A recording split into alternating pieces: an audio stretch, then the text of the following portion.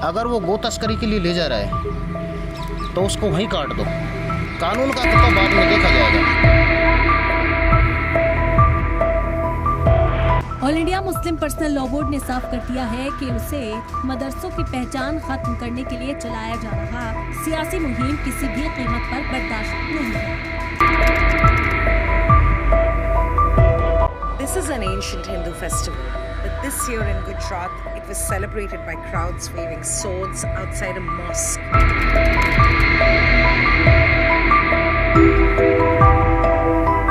जो मर्द तलाक देना चाहते हैं, वो बस अपनी बीवियों को छोड़ रहे हैं ताकि महर और खर्चा देने के कानूनी नियम से बच जाएं।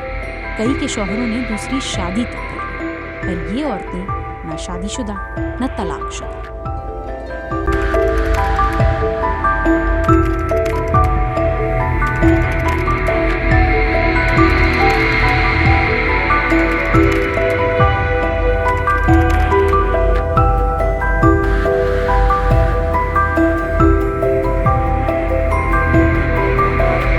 हिंदुस्तान के मुसलमानों की मौजूदा हालत पे इन डेप्थ बात करेंगे।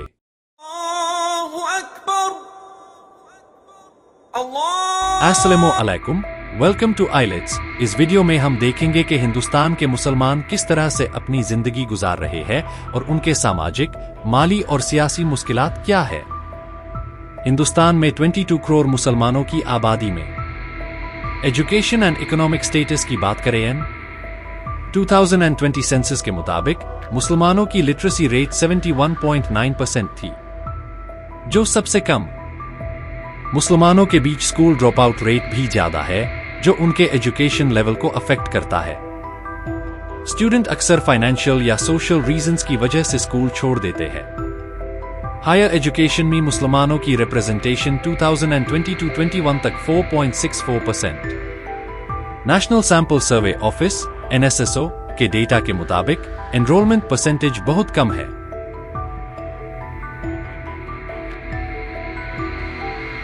मुसलमानों की एवरेज इनकम लेवल भी नेशनल एवरेज से नीचे है।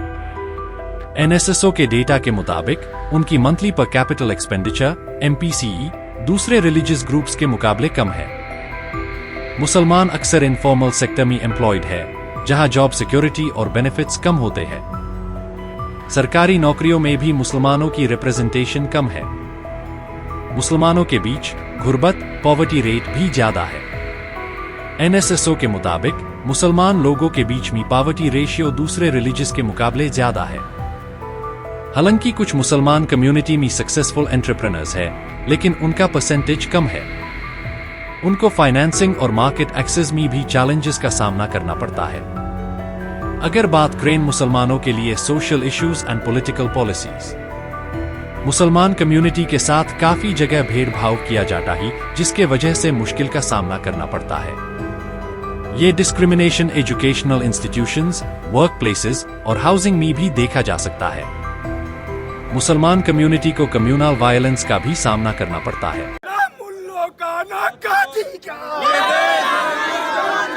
ये कपड़े फटे हुए हैं और ये चोट लगी पड़ी है मेरे। ये देखो, ये चोट लगी पड़ी है मेरे, उन्होंने घूंसों से मारा। हमारी तो जन्मभूमि है, हमने तो यहाँ रहना है। हमारी भी जन्मभूमि है। तुम्हारी कैसे है बता सकते। कम्युनल रायट्स और क्लैशेस की वजह से मुसलमानों को फिजिकल और इकोनॉमिक लॉस होता है।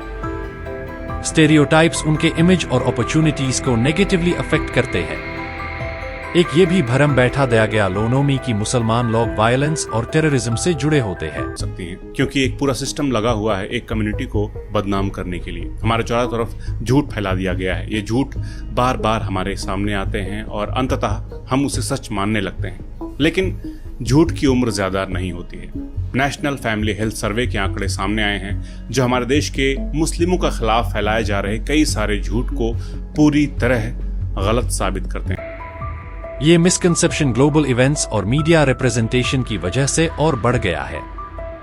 इस स्टेरियोटाइप की वजह से मुसलमान लोगों को सिक्योरिटी चेक्स और प्रोफाइलिंग का सामना करना पड़ता है। मुसलमान कम्युनिटी को अक्सर बैकवर्ड सोच के माना जाता है। ये स्टेरियोटाइप उनके लाइफस्टाइल, ड्रेसिंग और कल्चरल प्रैक्टिसेस पर बेस्ड होता है। इसकी वजह से उनके मॉडर्निटी और प्रोग्रेसिवनेस को अंडर एस्टिमेट किया जाता है। लॉयल्टी एंड नेशनलिज्म मुसलमान लोगों के लॉयल्टी और नेशनलिज्म पर भी सवाल उठाए जाते हैं। वो ये कि ये मुसलमान अपने रिलीजन को अपने देश से ज्यादा इंपॉर्टेंस देते हैं, जो कि सही भी है। अल्लाह पहले है, उसके बाद मुल्क। स्टेरियोटाइप्स की वजह से मुसलमान लोगों को जॉब इंटरव्यूज में इसका सामना करना पड़ता है और कई बार उन्हें कम अपॉर्चुनिटीज मिलती है। एम्प्लॉयर्स उन्हें हायर करने से कतराते हैं या उनके स्किल्स और एबिलिटीज को अंडर एस्टिमेट करते हैं। स्टेरियोटाइपिंग से सोशल इंटरैक्शंस और रिलेशनशिप्स पर भी इम्पैक्ट पड़ता है। मुसलमान लोगों को अपने नेबरहुड्स, स्कूल्स और सोशल सर्कल्स में एक्सेप्टेंस मिलने में डिफिकल्टीज होती है। कॉन्स्टेंटली स्टेरियोटाइप्स और डिस्क्रिमिनेशन का सामना करना मेंटल हेल्थ पर भी बुरा असर डालता है। ये स्ट्रेस, एंजाइटी और डिप्रेशन जैसे इश्यूज को बढ़ावा दे सकता है।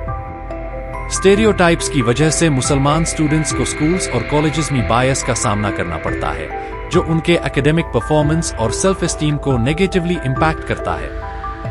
पर्सनल लॉ, मुसलमान कम्युनिटी का अपना पर्सनल लॉ सिस्टम है, जो कि उनके मैरिज, इनहेरिटेंस और फैमिली मैटर्स को गवर्न करता है। पर कुछ दहाई से पर्सनल लॉ से छेड़छाड़ किया जा रहा है, जैसे 3 तलाक को 2019 में अनकॉन्स्टिट्यूशनल कर दिया था, जिसके नतीजे में तलाकशुदा औरत की मुश्किलात कम होने के बजाय और बढ़ता नजर आया है। मर्द तलाक देने के बजाय छोड़ रहे हैं। मुसलमानों को चाहिए अपनी दीनी और दुनियावी तालीम की कीमत को समझे, वरना मुश्किलें बढ़नीता है। एजुकेशन को हथियार बनाई और अपने मुल्क में कंट्रीब्यूट करे। हिंदुस्तान जिंदाबाद। वीडियो पसंद आया हो अपना प्यार देन, कमेंट, सब्सक्राइब करें, लाइक और शेयर करें। दुआ में रखे। अल्लाह हाफिज।